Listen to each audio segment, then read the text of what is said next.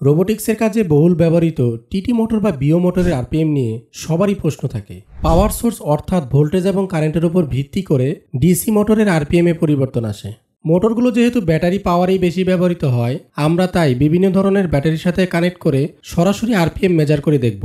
এখানে power source হিসেবে আমি নিয়েছি একটি 3.7 ভোল্টের রিচার্জেবল ব্যাটারি, 4টি 1.5 ভোল্ট ব্যাটারি দিয়ে তৈরি করা 6 ভোল্টের ব্যাটারি প্যাকেজ, একটি 9 ভোল্ট ব্যাটারি এবং ডিসি মোটর হিসেবে থাকছে অ্যালবেন বিও বা টিটি মোটর। 3.7 ভোল্টের সিঙ্গেল ব্যাটারি ইউনিটে বিও মোটরের সর্বোচ্চ আরপিএম ছিল প্রায় 170 বা তার কাছাকাছি। অপরদিকে 6 ভোল্টের ব্যাটারি ব্যবহারে সর্বোচ্চ আরপিএম ছিল প্রায় 275 বা তার কাছাকাছি।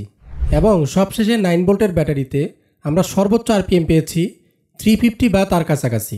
লো প্রাইস, নাইস লুকিং এবং পারফেক্ট আরপিএম এর কারণেই কিন্তু অ্যালবেন বিও বা টিটি মোটর এত বেশি পরিচিত। প্রোডাক্টটি সম্পর্কে বিস্তারিত তথ্য জানতে কমেন্টে দেওয়া লিঙ্কে ভিজিট করুন।